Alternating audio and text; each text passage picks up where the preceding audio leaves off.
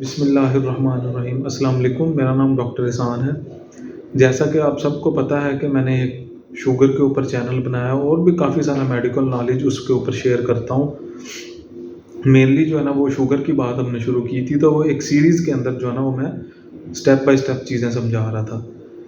और पहली जो इंट्रोडक्टरी वीडियो थी उसमें कुछ क्वेश्चंस किए थे, उसी को लेके मैं फर्दर जो है ना वो अब वन बाय वन डिस्कस कर रहा हूँ। तो आज हम चलते हैं अपने चौथे सवाल की तरफ, जो कि था कि शुगर का इलाज क्या है।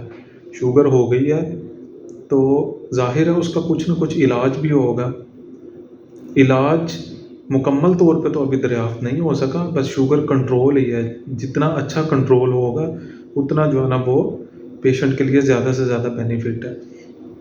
तो शुगर के इलाज के बारे में अगर बात की जाए तो इसमें जो है ना वो हमारे पास दो मेन चीज़ें आ जाती हैं।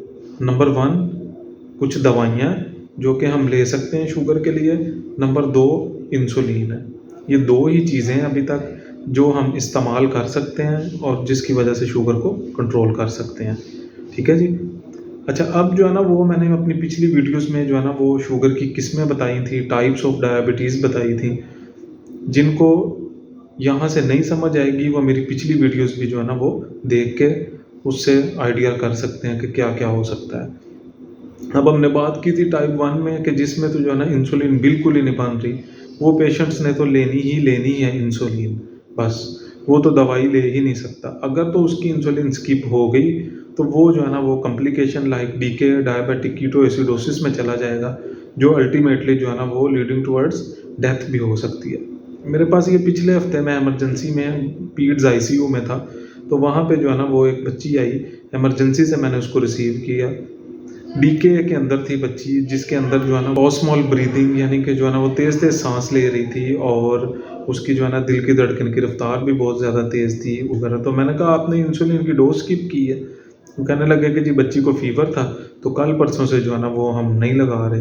तो बच्ची अल्टीमेटली जो है ना वो लीडिंग टुवर्ड्स डीके चली गई और उसके ऊपर हम 4 से 5 घंटे खपते रहे हैं, लेकिन एट द एंड जो है ना वो क्या हो गई है, टुवर्ड्स डेथ, यानी एक्सपायर हो गई बच्ची। तो इसलिए बात करने का मकसद और एग्जांपल देने का मकसद ये है कि जो टाइप 1 डायबिटीज़ के पेशेंट हैं उनमें इंसुलिन मस्ट है। वो अपनी इंसुलिन की डोज़ को स्किप नहीं कर सकते, अगर करेंगे तो वो उनके लिए नुकसानदेह है। अच्छा, दूसरी तरफ बात आ गई थी टाइप 2 डायबिटीज़, यानी जो बाद में होती है, एट बर्थ नहीं है। वो एट बर्थ थी, ये एट बर्थ नहीं है, ये बाद में होती है। कैसे होती है? जंक फूड और उसके अलावा जिस तरह के हमारे आजकल के खाने हैं और फिर रात को लेट नाइट तक खाना, कोल्ड ड्रिंक्स पीना, उसके बाद जो है ना वो हम फिर सो जाते हैं, वॉक कोई नहीं, एक्सरसाइज कोई नहीं, लाइफ़स्टाइल में जो है ना वो हमने सेडेंटरी लाइफ़स्टाइल बना लिया है अपना। तो उसमें जो है ना वो अगर हम देखें तो टाइप 2 में जो है ना वो दोनों चीज़ें आ सकती हैं। उसमें हम सबसे पहले दवाइयाँ भी दे सकते हैं, अगर दवाइयाँ काम नहीं कर रही तो फिर हम जो है ना वो इंसुलिन की तरफ भी जा सकते हैं। ठीक है? तो उसमें सबसे पहले हम दवाइयाँ ही देंगे। दवाइयों में जो है ना वो दवाइयों से भी सबसे पहले कि अगर एक पेशेंट आ गया, उसको जो है ना वो शुगर डायग्नोसिस हो गई है, यानी डब्ल्यूएचओ क्राइटेरिया मैंने पहले भी बताया था कि डब्ल्यूएचओ क्या कहती है कि अगर एक बंदा नॉर्मली अपनी डाइट पे है और 150 ग्राम तक जो है ना वो कार्बोहाइड्रेट ले रहा है और वो आपके पास रैंडमली आ गया किसी भी चेकअप के लिए और आपने उसकी शुगर चेक की है, वो मोर देन 200 आ गई, इसका मतलब उसका डायग्नोसिस बन गया है, वो डायबिटिक है पेशेंट, उसको शुगर है। अच्छा, अब है तो क्या करना है आपने? सबसे पहले तो जो है ना वो उसको आपने कहना है भाई अपना लाइफ़स्टाइल चेंज कर दो, बस। जो हो गया पहले उसको छोड़ दो। सेडेंटरी लाइफ़स्टाइल, ये बैठना, बैठ के सारा कुछ करना, सुस्त रहना, ये भाई छोड़ दो अब। ठीक है? नंबर 2, एक्सरसाइज़ करनी है। अगर तो चाहते हो कि लंबी ज़िंदगी थोड़ी-सी गुज़ार सको, ठीक है? तो उसमें जो है ना वो एक तो लाइफ़स्टाइल मॉडिफ़िकेशन करनी है, नंबर 2 एक्सरसाइज़ करनी है, ठीक है? लाइफ़स्टाइल मॉडिफ़िकेशन में ये जंक फूड से परहेज़ करना है। आपने बिल्कुल जो है ना वो एक मतवाज़न ग़ज़ा खानी है।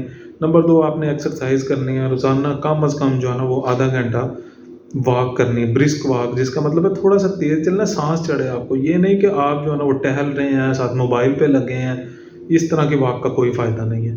आपने थोड़ी-सी ब्रिस्क वॉक करनी है जिसमें आपको थोड़ा-सा साँस चढ़े और पता चले कि मैंने कोई जो है ना वो वॉक की है। ठीक है? तो ये 2 चीज़ें हैं। इसके साथ ही वेट जो है ना वो आपका कम होगा, तो शुगर ऑटोमेटिकली कंट्रोल होना शुरू हो जाएगी।